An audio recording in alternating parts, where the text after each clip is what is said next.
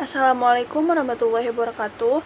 Perkenalkan, nama saya Wilda Hirunisa dari kelas 5F, Prodi Pendidikan Bahasa Inggris, Fakultas Keguruan dan Ilmu Pendidikan, Universitas Singapura Bangsa Karawang. Baik, saya di sini akan menjelaskan tentang pendidikan dan proses pembudayaan.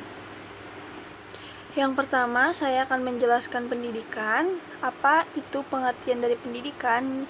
Pendidikan adalah suatu proses pembelajaran, pengetahuan, keterampilan, dan kebiasaan sekumpulan manusia yang diwariskan dari satu generasi ke generasi selanjutnya melalui pengajaran, penelitian, dan pelatihan. Pendidikan juga dapat didefinisikan sebagai suatu usaha sadar yang dilakukan secara sistematis dalam mewujudkan suasana belajar mengajar agar para peserta didik. Pendidikan juga dapat didefinisikan sebagai suatu usaha sadar yang dilakukan secara sistematis dalam mewujudkan suasana belajar mengajar agar para peserta didik dapat mengembangkan potensi dirinya. Dengan adanya pendidikan, maka seseorang dapat memiliki kecerdasan, akhlak yang mulia, kepribadian, kekuatan spiritual, dan keterampilan yang bermanfaat bagi dirinya sendiri dan masyarakat lain. Kedua, itu ada proses pembudayaan. Menurut Manan tahun 1989 mengatakan bahwa kebudayaan hidup selamanya melalui generasi satu ke generasi yang lainnya. Sebab pada dasarnya, makna kebudayaan ialah hasil karya manusia yang dapat berkembang dari masa ke masa. Itulah mengapa kebudayaan berbeda dari hasil unsur biologis manusia. Baik, di bawah ini adalah contoh-contoh dari proses pengembangan. Yang pertama itu ada proses internalisasi. Proses internalisasi juga dapat didefinisikan sebagai manusia yang terlahir dengan potensi bawaan seperti memiliki perasaan, hasrat, nafsu, emosi, dan lain-lain. Sepanjang kehidupan, dari lahir sampai mati, manusia menanamkan dalam kepribadiannya hal-hal yang diperlukan dalam kehidupan. Individu berusaha memenuhi hasrat dan motivasi dalam dirinya, seperti beradaptasi, belajar dari alam dan lingkungan sosial dan budayanya.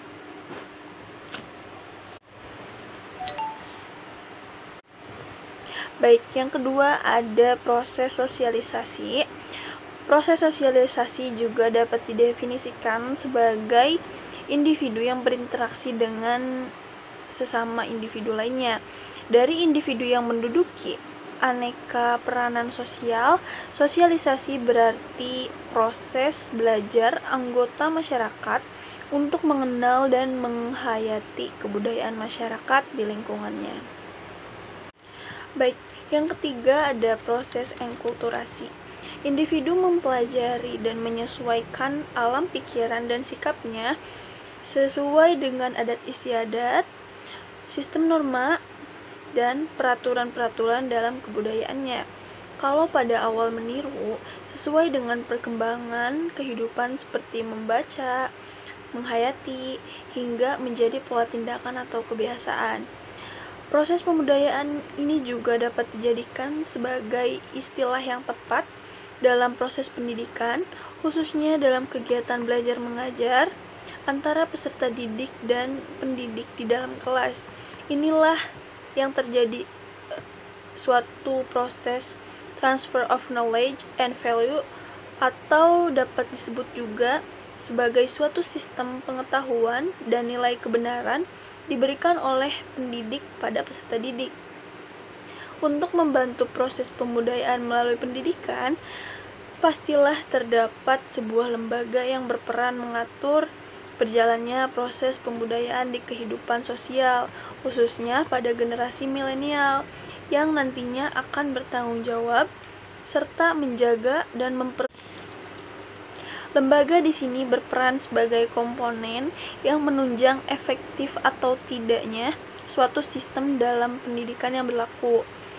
Misalnya, manusia membentuk suatu kementerian khususnya di bidang pendidikan yang mengambil andil berbagai urusan perihal pendidikan, bekerja sama dengan orang-orang yang mempertanggungjawabkan di dalam pendidikan tersebut, seperti mereka yang merancang dan memberlakukan sebuah kurikulum atau pedoman atau acuan yang mana terus dipergunakan dalam implementasi proses pembudayaan tersebut.